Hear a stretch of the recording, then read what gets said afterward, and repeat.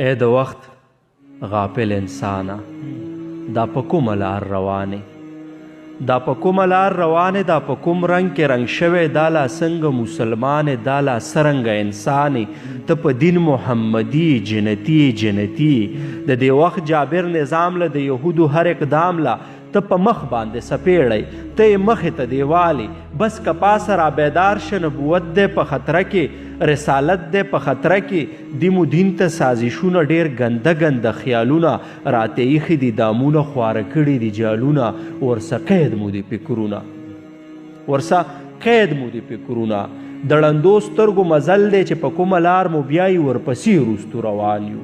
خپله خولم په خپل وجود ده، خپلې غوښې خورو لګیا یو. بس که وشوله دا ډېره، غلامان مونږ د چا یو؟ غلامان مونږ د چا وو؟ که دا خال وي داسې ګرانه، څه به وړو ځان سه محشر ته، څه به وایو خپله آقا ته، څه به وایو مصطفی ته، څه به وایو مجتبا ته چې مو څه درله راوړي. که دا خال وي داسې ګرانه، څه به وړو ځان سه محشر ته، څه به وایو خپله آقا ته، څه به وایو مصطفی ته، څه به وایو مجتبا ته چې مو څه درله راوړي.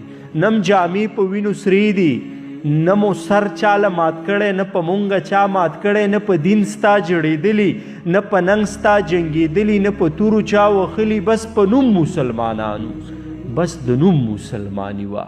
په پیسه به خرڅېدلو، په پیسه به ګډېدلو، په پیسه به جنګېدلو، بس په نوم مسلمانانو. د ډالرو نشیانو، بس په نوم مسلمانانو. خو اوس وخت د انتقام دی. یا بنګړي راله پکار دي چې په لاسو کې شړنګوم، یا به سم مسلمان کېږم، ستا په ننګ به قربان کېږم. ځکه وخت د انتقام دی، بغاوت د دې نظام دی. ویښېدل خو به اوس غواړي، پاسېدل خو به اوس غواړي، کږې خولې سمول غواړي، ورلخپې ماتول غواړي. دغه ګوتې ماتول دي چې خطا کې خمشنېږي د نبي ښکلې روزې ته، دغه سترګې راویستل دي عزیر، بیا د خپو لاندې کول دي چې خړي نبوت ته، چې غلی وي رسالت ته.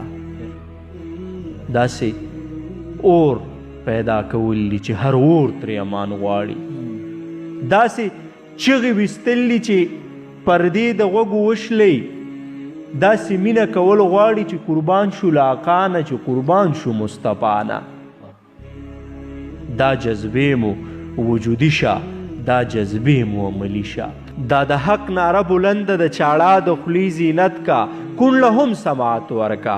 ړندې سترګې هم بینا که د هتي غوږ کې اوده دی، لږ هغه هم را بیدار که، شل او ګوټ په خپو روان کا. ربه کلکم مسلمان کا، دا حسان هم سم حسان کا. هغه توره د خالد را چې دا قوم پې تورور شي، مټور شي، زورور شي. بیا به لیکم، بیا به وایم، بیا به ستایم. څنګ پرغون غوندې خوبونه زمونږ سترګو کې ځایږي، څنګ پرغون غوندې خوبونه زمونږ سترګو کې ځایږي.